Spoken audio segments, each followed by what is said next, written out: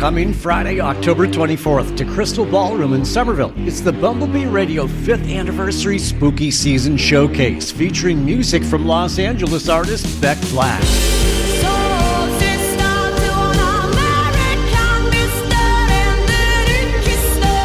The Peppermint Kicks. Jennifer Taft and the Strange.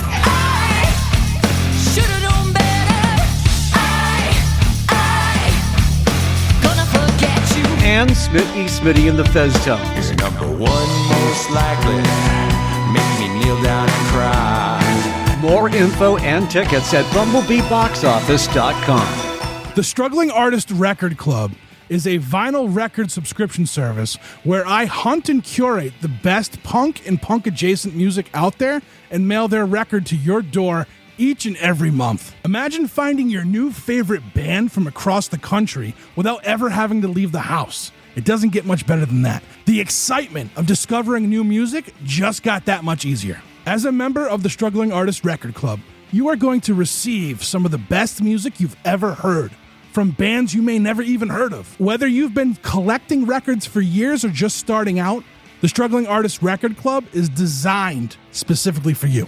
And right now, all new members get a Struggling Artist Record Club exclusive along with the monthly selection. So head to StrugglingArtistRecordClub.com, pick a membership, and start building that collection today. Hey, this is Rev from the Drowns, and if you still believe in rock and roll, then keep the dial set here at the Struggling Artist Podcast. You're listening to the Struggling Artist Podcast. People need to be entertained. They need the distraction. With your host, Trev Allen. I wish to God that somebody would do something to block out the voices in my head for 5 minutes.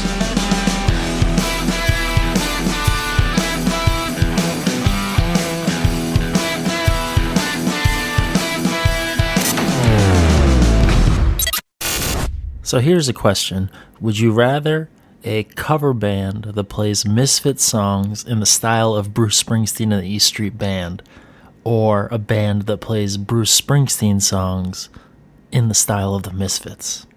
I think both could be good. Check. Listen.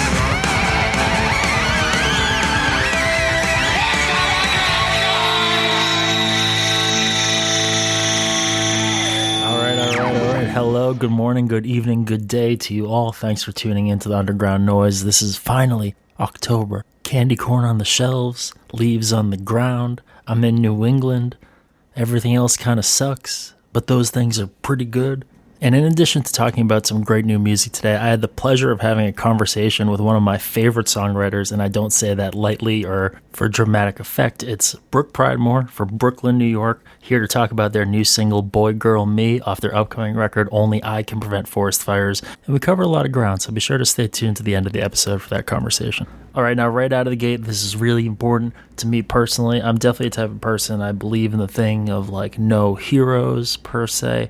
And I think like musically I have a lot of inspirations. There's a wealth of people who inspire me, but I'm not going to call anyone a hero. I don't know them. They have nothing to do with my life. However, there is one musician that I hold in that distinction, and that is Reverend Beatman from Bern, Switzerland. One-man gospel blues punk trash review has a brand new record out. It's a collaboration record with Milan Slick, also from Bern, who does more of kind of a noir indie kind of thing, and they pair up for this monstrous record called Death Crossed the Street. I love everything Reverend Beatman does. It just makes me feel like good on the inside. I feel like weirdly empowered. I know some of the music seems kind of like silly and ridiculous, but I really feel fucking empowered when I listen to it. I'm going to play a few seconds of it. And what I love is he's described his records and the catalog he puts out on Voodoo Rhythm Records, also based out of Switzerland, so perfectly. I don't need to say anything about it. They call it Records to Ruin Any Party. You tell me.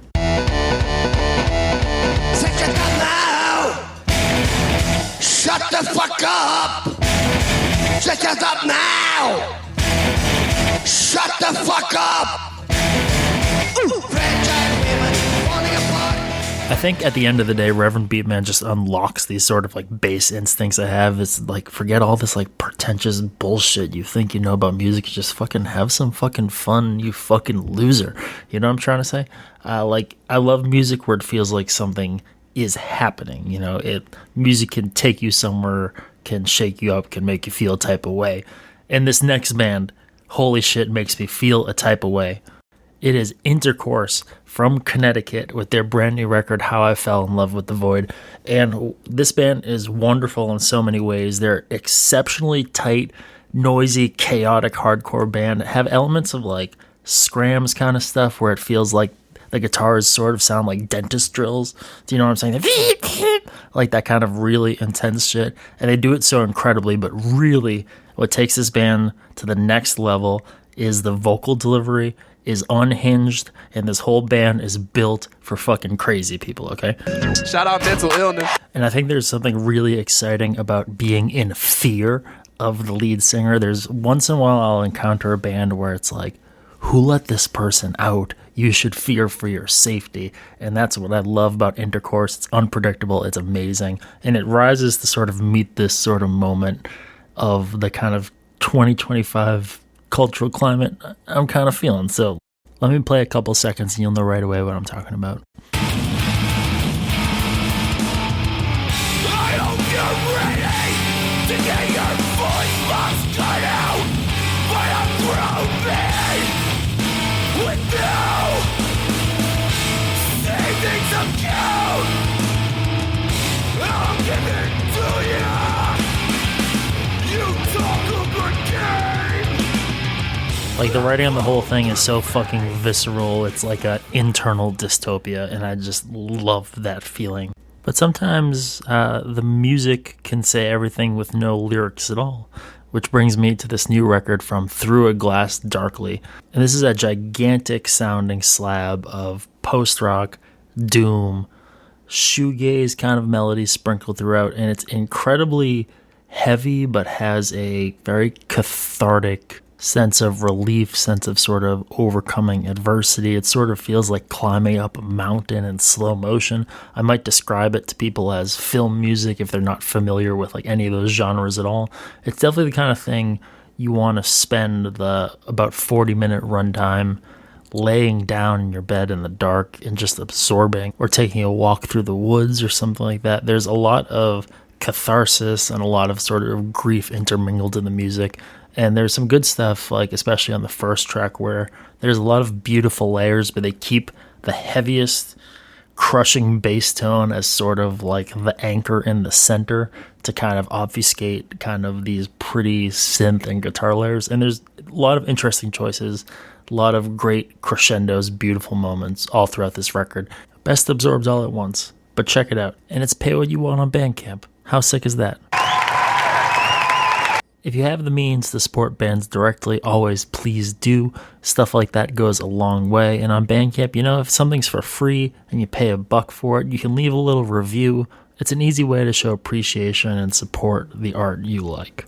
And now, cruising along, I want to talk about the new self-titled debut EP from Reading, Pennsylvania band Wealth Gap. Self-described as groove punk, they sort of take the heavier end of post-punk and the groovier, gruffer edge of like hardcore punk and have this really beautifully lo-fi blend of those things that I love. The whole record starts off with these little echoey guitars that start to oscillate, and that sort of becomes a calling card for a lot of the songs. There's some really interesting lead guitar work with echoey guitar chords that are voiced in a really interesting way, sort of like Dead Kennedys, but doesn't have that West Coast surf thing to it.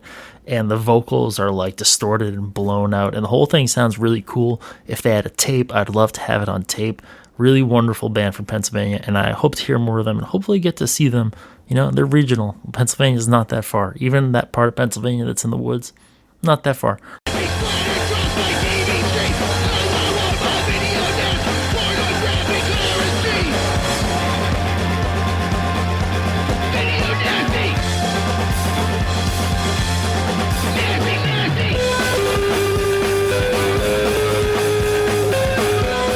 Yeah, you see, there's just a touch of weirdness in that band and the production and the choices that is really endearing to me, that I kind of love about like the weird outer edges of punk. So really stoked.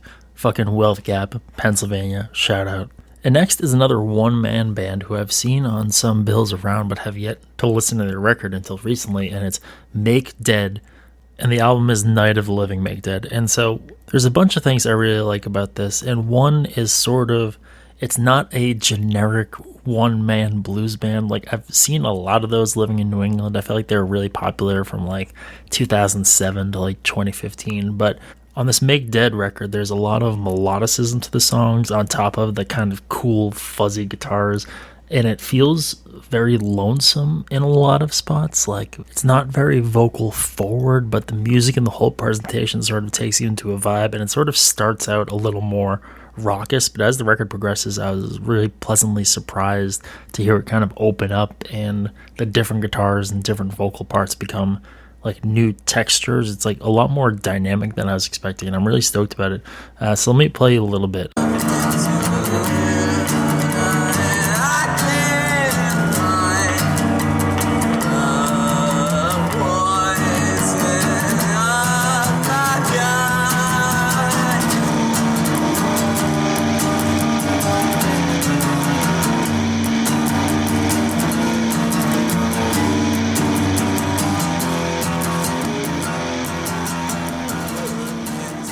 Like, there's a strong folk element, right? But there's also like this really beautiful kind of shoegazy, gross layer of fuzz that I really love, that really makes it way more emotional for me. And I think, if anything, I don't like to compare bands that much because it feels like a cheap way of talking about music. But maybe if you're into like the first Titus Andronicus record, this is probably like in your lane. That might seem out of pocket at first, but believe me. And if you take issue with what I said, you can email me or email my boss, Trev Allen, and tell him you want to take over this segment. And it's weird, it's been less than a full year of doing this, but we're already getting a lot of repeat stuff we're talking about on the show. So 2 great bands, both previously featured on Underground Noise, Little Low and Unseemlier, have a brand new split out, 1 song from each band, Little Low with their song Hems, and Unseemlier with their song I'd Quit This Band If I Weren't Financially Invested. Goddamn it, that's the truth. No, it's a sinkhole, you should quit if you need to quit. But you would think that both these bands released records recently. Oh, maybe this is just some cutting room floor stuff, but they both deliver really strong tracks. Little Low is at like their peak power pop performance here. It's fucking awesome. Right off the heels of their new record Sunshine Guild, and Unseemlier with the song just hit hard with their signature quote-unquote heavy emo that just really takes you to the goddamn place. And maybe to illustrate a point about Unseemlier real quick, is I went to their record release show and they ended their show with a cover of an Alkaline Trio song. And when I was a teenager, I never really got the hype about that band until later on in life, and I'm like, wow, this band is designed for mid-20s depressed alcoholics, clinically depressed, heartbroken alcoholics. I don't know how that music ever got sold to teenagers, but Unseemlier seemed to carry that sort of same emotional intensity that you get when you realize Alkaline Trio is a band for depressed alcoholics. And I want to be clear, I don't mean that in any dismissive or derisive way. But thinking about both of those bands makes me think about O'Brien's, and that makes me think about this new release from Gloomlurker, live at O'Brien's, and it blew my mind because they put the Sun O in O'Brien's, so it's O'Brien's. And this is a 1-track live record from Death Doom band Gloomlurker, where they play a drone set at O'Brien's. And I'm not sure if this was improvised or a rehearsed piece they made, but what I love about it is you can feel the tension between the musicians on stage. And I don't mean tension in a negative way, but you can feel the creaking, the clicking, the clacking, the anticipation of the hits when they come, and it's just a really like intense experience. And after a few minutes in, you get fully absorbed into this monolithic piece for like the 17 minutes of the runtime, and it's really cool. Listen, I love that they put this out as a live record. It's such a nice experience. Fucking hell yeah. And we're going to close out the show with my interview with Brooke Pridemore, but before we do, I want to say thank you for listening. If there's something you came across on this show today that you enjoyed or hadn't heard of before that gets you kind of excited, please let me know. That would mean the world to me. Please go follow the band, buy a record, share their music. And maybe you release something or you want to recommend us something. Please let us know. We'd love to plug as much new music as we can. That's what this is all about. I know it's a very small blip on the radar, but I think every little bit of traffic and positivity towards new art is a good thing. So have a happy Halloween and enjoy my conversation with Brooke.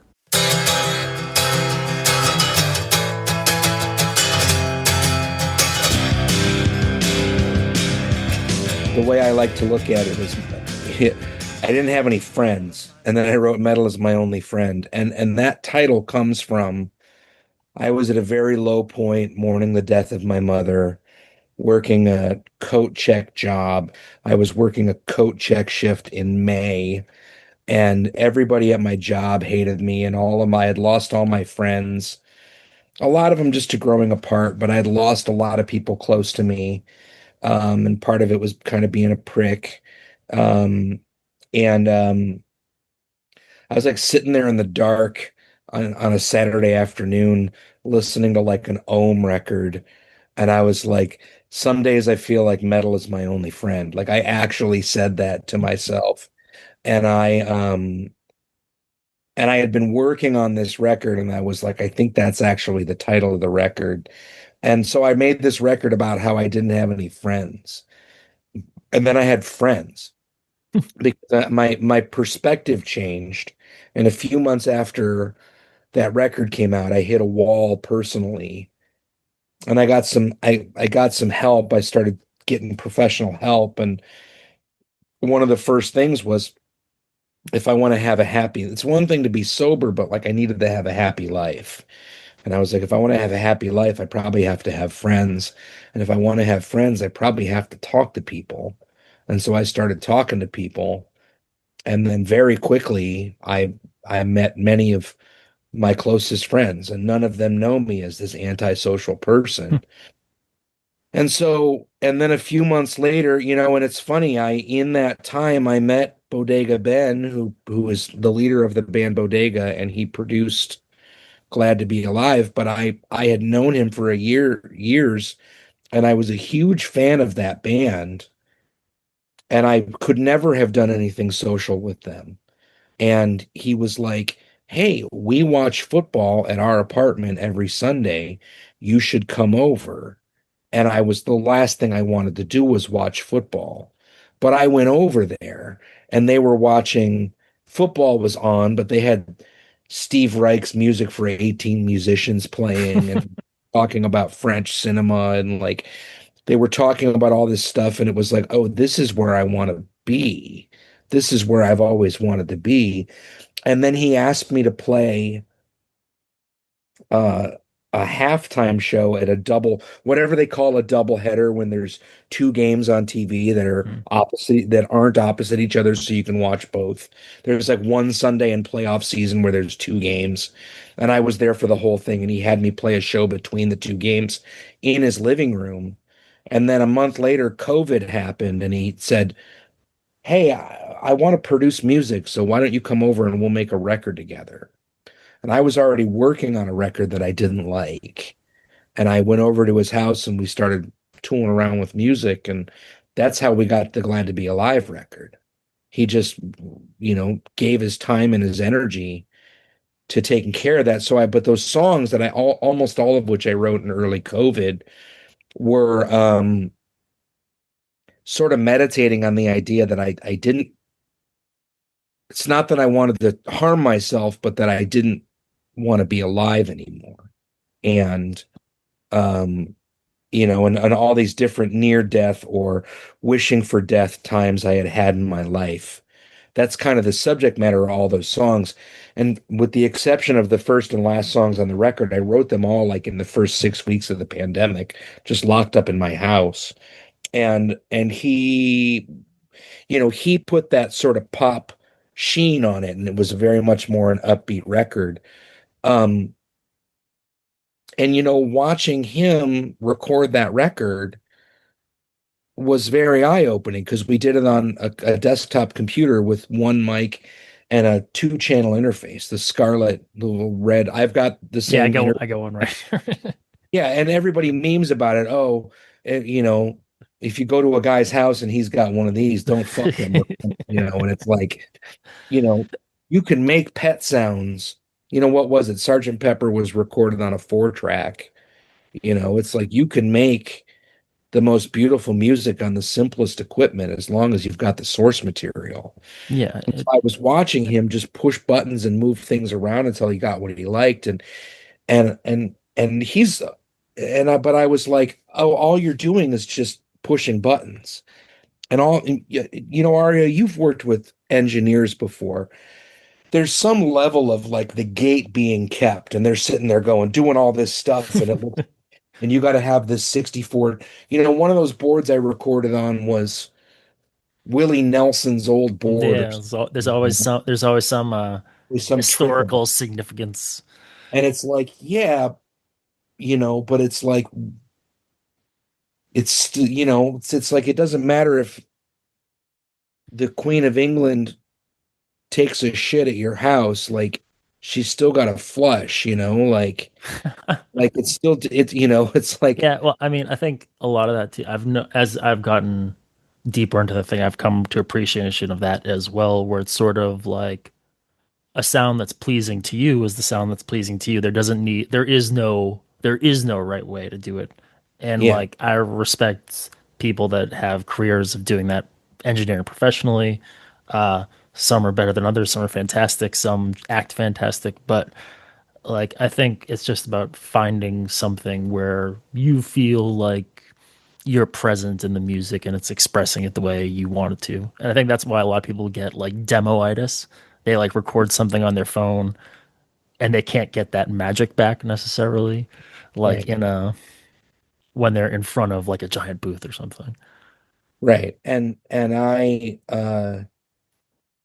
I hate that. So we finished the Glad to Be Alive record, and I was like, oh, if all I've got to do is just have the box and the inspiration, I just bought the box. I bought the box, and I bought an SM7B, and I bought an OP1. My paternal grandmother sent me a check randomly, like again a week or two before we started making the record, and she just had given somebody else money. She's like, I had enough to give you the same, so here you go. She's like, and I want you to spend it on something frivolous. And so I bought an OP1. I went right online and bought this keyboard that I thought was going to be a waste. And then it's just all over. And so just like sitting there and like teaching, I'm like, oh, all I have to do is, just type it in. And then you just put it in Bandcamp or GarageBand and then Logic now. But it's like, all I've got to do is just like put it together. And it's like and so I just started putting stuff together. And like everything, I was like, oh, so Metal is My Only Friend was I didn't have any friends, so I made Metal is My Only Friend. Glad to Be Alive, I wanted to die, so I made a record called Glad to Be Alive, and now I don't want to die anymore. Only I Can Prevent Forest Fires.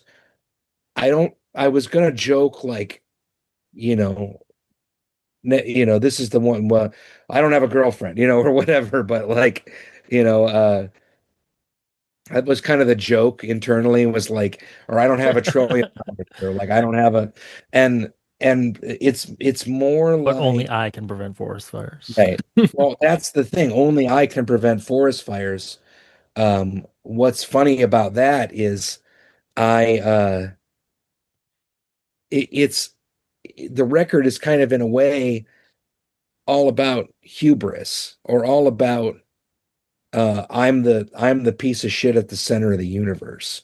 That kind of thinking, and it's all over the record. Some places more obvious than others, like, but specifically in Girl Boy Me, like the hook for me is at the end, and I still believe in love, even if love don't believe in me. To me, it feels like empowering rock and roll kind of hubris to it, which I think is sort of, in some ways, kind of a bit of a requirement to kind of have like a top of the world ego to sing songs a certain way.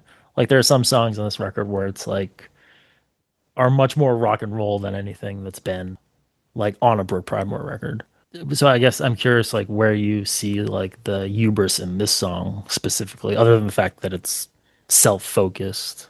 Well, the hubris is, and I've heard lots of people say this, I believe in God, but I think God has forgotten me. And when I think about whether you want to call that the most selfish or immature or uninformed, but it's the notion that I believe in an omniscient, omnipresent being who knows every grain of sand that has ever existed. And I'm the grain of sand that he forgot. And I think that's the meaning of that line for me, you know. Yeah, It's so I guess like, does that feel like hubris to you in a negative way in the context of yeah, the song? it's the negative you know, it's like this, I'm so special, I can't be loved, you know. Mm. Like if we're talking, you know, if the brook in the song, and I guess I should give you a genesis of where the song came from. My I have a friend named Avery Mandeville who's she's a songwriter. Her project is called Little Hag, and she uh I know her from the Jersey Shore. She's awesome.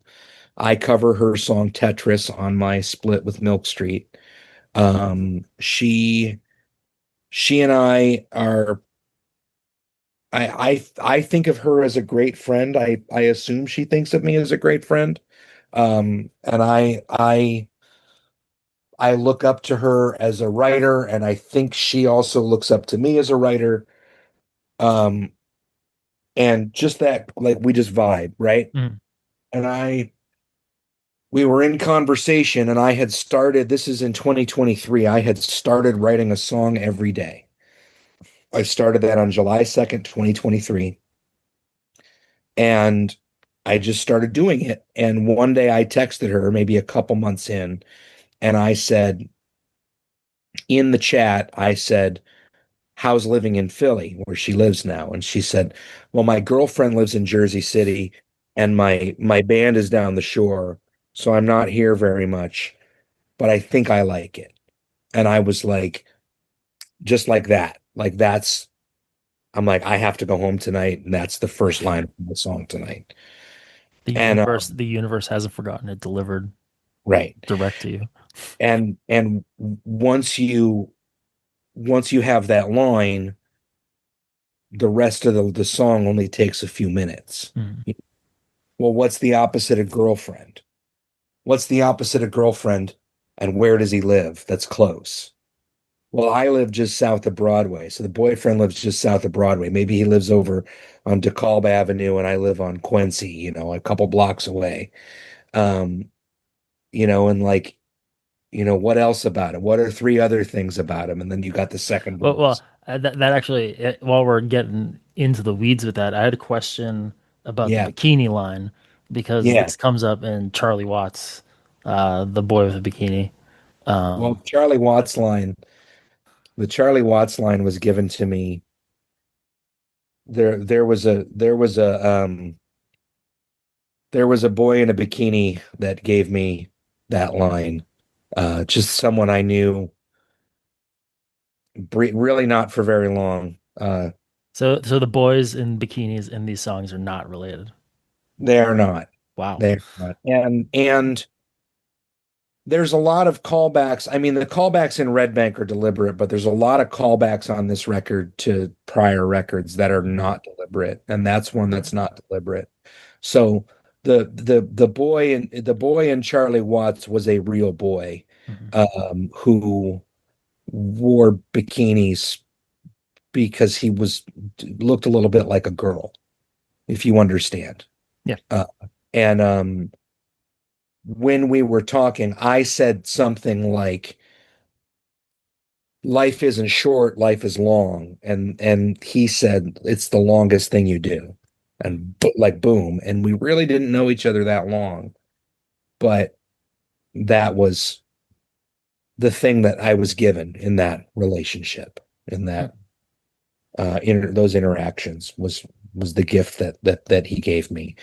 And And no, the Girl Boy Me, because well, first of all, when you start this newer song out, you know, the first verse would maybe insinuate that I'm talking about my girlfriend, and I'm not. I'm talking about a woman I've met now, but I was talking about Avery's girlfriend who lived in Jersey City, and and then like, but what would it be like if I had a girl that lived 75 miles away? Well, it's not that easy to get there. It's not that easy to put gas, you know. You want the roads to be easier, but I don't have the money to pay for the roads. I can't fix the infrastructure.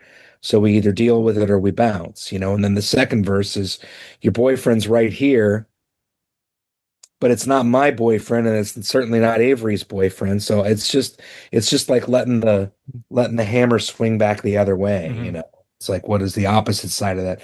Two sides of the same coin. And then there's no bridge, and then the third verse switches back to all of everybody's problem. Weekends are for misconnections if we even get that far. How many great sexy parties have you left where you go, well, I mean, I had fun, I didn't really meet anybody. you know I worked a coat check shift about 10 years ago for a notorious gay party, and I made like $600 in tips. I was there from 10 p.m. to 5 a.m. And normal like gay events are like about 40% female. There were no women in this room. This was a sex party.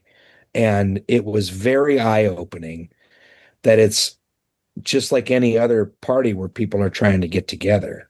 But these two guys were leaving at the end of the night and they were a little older. And the one guy was like, yeah, I had fun, and it was like, it's like that's the kind of, yeah, I didn't get my mind blown tonight but I had a pretty good time. I had a pretty decent experience, and then that's what the weekend is like in that third verse. We might not even have a missed connection. It's just, yeah, I went to the Morrissey show and there weren't any single girls there, or I went to see Old Boy in the theater, but nobody goes to the movies anymore, like Well, not for the remake. Certainly not for the remake. I'm excited to see the remake. I just saw Highest to Lowest. I loved it. I don't think Spike Lee can do any wrong. No, not for my interpretation. As someone who listened to the Puddle of Mud discography this year, I can't really weigh in. But yeah, what I love, sort of what is interesting about how hearing you describe this song is sort of like musically kind of the emotion conveyed to me. It feels a little more feels a little different on the receiving end as a listener. And I think that's sort of what's sort of I love about like your songs, this collection of songs, is it's not like reading someone's journal. Not that I find there's not a place for literalist emotional songwriting. Um, but I think there's lots of layers to peel back within the kind of songs you write. Even stuff that is really like structurally simple like this. I think they go deeper than you expect, and Well, it's sort of like one of those things where I was like, I was listening through the record and I'm struck by a lot of the imagery. Like it seems a lot of your writing seems very visual to me.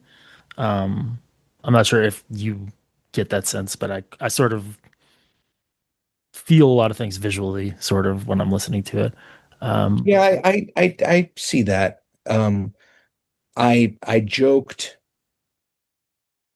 I don't remember what they were talking about, but I was like, yeah, that's not a metaphor.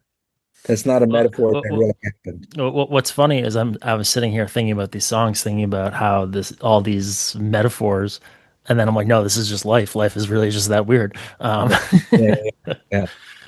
It was Ben Bodega Ben was like offended to learn. He was like, how did you come up with that metaphor for your car in the Glad to Be Alive song? And I was like, no, I was behind the wheel of my first car and I didn't know how to drive in the rain. And I fucking hit the brake and I skidded all the way across traffic and landed on this median for a subdivision and nobody noticed. So I just drove away. But I was super like it sounds like it's a metaphor, but it's one of those things that actually happened, you know? And so uh, conversely, nothing in Girl Boy Me actually happened, except Avery said, my girlfriend lives in Jersey City. And by the time I get to the third verse, the hubris for me, or the I'm different, and so this isn't going to work for me, is, um, I guess everybody gets a girlfriend, but old BP. And it's like, no, like, you know, I play 100 road gigs a year, and I live in this city where it's impossible to meet anybody. And so it's like if I took a career change or if I took some time off or moved somewhere, I might meet somebody. But even if I met the right person, it's still not going to be, it's still there's still going to be something missing, I'm still going to be yearning for something. Right. Well, I So think I think the record is loaded with a lot of yearning and always reaching the next point. Yeah. So to circle back to maybe another thought. Um, Sorry, I had questions that we meandered and I got like all it's over the okay. place. Um, but I guess like when you started playing out for Glad to Be Alive and you put the guitar aesthetic that you had been building up for a long time, it's like Yeah. the person with the acoustic guitar and the tons of effects doing this really crazy thing. When you put that down and pursued this new thing, did it feel like sort of like taking off a blanket a little bit? Yeah. And if to be real, like it's funny how things turn out because in early March of 2020, I was, I had was making my way home. It was like Norfolk, Virginia, Pittsburgh, Buffalo, Rochester, Albany, and then I headed home from Albany, and then COVID happened. But that like 5, 6 days, I'm driving and I'm like doing the gigs and I'm having fun. I'm having enough fun, but I'm like, is this enough? Like, do I need a break? Do I need new direction? Because it's fine, but I'm not really, it isn't really hitting the same way to stomp on a pedal and scream anymore. Right. Like I wanted more than that. And so it's funny that things go the way they go because COVID happened the day after I got home from that tour. So I was sidelined. I was sidelined for 18 months. Everybody was sidelined for 18 months. And and then by the time I got to go out again, I had this next record and it was like I should really show people what the songs actually sound like. And it was incredible. It was more like allowing someone to pants me at a party, where it was like, when I had that whole board with all the effects on it and stuff at the beginning of that, and now I just kind of carry the sampler around because the board didn't really I didn't really need it the way I thought I would, and so I put that aside and just like sort of just started going for it. But I really right away was like, oh, I had this really great kinetic time. It was like I could run around, I could do not backflips, but I could do silly stuff. I ate a banana in one of the guitar solos once, and like if Well, you want to die or something, I ate a banana like between verses. so I guess at what point did that lead you back to guitar a little bit? Because now I've started to notice like some of the shows have guitar back sort of as a component regularly, and it's interesting because now it's really without the effects, without the stuff, just like the songs. And it's interesting because in Red Bank you talk about, and I don't care to play guitar anymore. And then this next song, Boy Girl Me, is very much a acoustic guitar song. Yeah, there's no putting that. There's a bunch of songs on this new record that there's just like there's no putting them on that sampler. Like there's no putting Mountain Song on that sampler. And so Did you ever feel compelled to? Did you write the song and knew right away that it's like this is how this song is?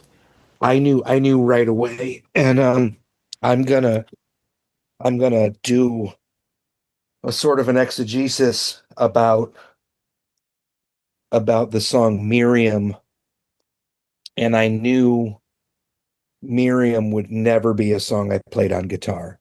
Like in the same way as I know that I'd never put those songs on the sampler. I could never play Miriam on the guitar. Um, and I uh it's all just instinct, and once I started writing songs every day, when I first started recording, I was like, all right, I'm gonna make my guitarless, you know, um teeny bopper pop record, which is what everybody in their 40s should do. So I was going to make this. It was all going to be boom, boom, boom, boom, and the reality um crept in before I got very far, and it was like this record should be really eclectic, which is what I've always wanted from one of my records. As a lifelong They Might Be Giants fan, or a Ween fan, or a later on Fergus and Geronimo, bands that had, bands, They Might Be Giants are a rock band, and yet you can put on one of their records and there will be a polka on it, a decidedly not rock and roll sound. And there's something about the execution, and they have their own thing, and that can include polka or spy music, or and so I was like, well, I can make that kind of, not all over the place, but genre defying music Right. that Well, people yeah. are still going to call folk punk, Yeah, like it's not like I'm very like careful to not call it like genre hopping. It's Yeah, not like tourism in like a style, which is understandable. Some people have to do from time to time, but it feels all rooted in kind of the Brooke Pradmore universe, right. as like I would call it. So yeah, Well, like I made, between Metal Is My Only Friend and Glad to Be Alive, I made a metal record, and it was a split with a real metal band. yeah, the And Yuck Mouth split, right? yeah, Yuckmouth split. And I made and I stand by that. That is a real metal record that I Right. made, and everybody that heard it was like, it just sounds like you. And okay, to some degree they're right, but I had this phase that I wanted the taste for a while. I Right. had the sound that I wanted to kiss for a little while. And I don't want to be in a metal band. Right. I mean, I don't. I would say that as a credit and a compliment, though, that like you come through whatever the music you're making is. I agree, and nobody was ever saying that to me like it was an insult. They were Right. just, yeah, it just sounds like your music, and yeah, and that was other metalheads, and even like my dad. They all said the same thing. I don't really know why you consider that a metal record, and I'm like, well, it's just a little edgier, a little heavier, it's a Right. little noisier, and and and like everything, like I don't, and a lot of this record, Girl Boy Me has um Stanley Brinks and Clemence Frichard and John Warm from Rent Strike and P from Doom Scroll all on the backing vocal, and my friend Andrew Livingston, who plays with Mike Doughty on cello, And I don't want to make a whole record. It's 5 people. I don't want to make a whole record with any of those people. Right. I mean, I don't want to manufacture a record. If we were on a desert island, we would write a record together. And Red Bank, that was two of the people on Red Bank were members of a band called River City Extension that I knew a long time ago, and and so I had them record the drums and cello, and this other guy Dana play bass, and I wanted that sound just the one time, and I didn't want it. I don't want to make a whole record where I'm singing over a cello player and that specific style of drumming. Like, I just wanted it for a second. And so going into this record, I don't know what'll ever be the perfect way to present this record as a whole. I'm gonna try, but I just wanted to make something that sounded, had a bunch of different sounds on it. I think there's like 26 people that play on this record, and then another 15 or so that play on the secondary record that's going to come with pre-orders. There's a lot of people on it, and everybody gets a little part. Right. And like, I put it all together like that because I'm producing and everybody can record at home. So you get your little, a little help from so and so here and whatever. And maybe I've made something that can never perfectly be replicated live, but it's the way I want it on the record. Right.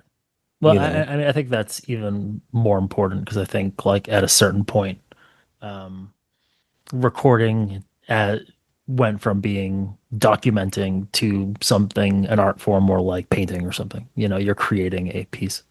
So I think that's amazing, and I'm looking forward to everyone out there in the world hearing Only I Can Prevent Forest Fires.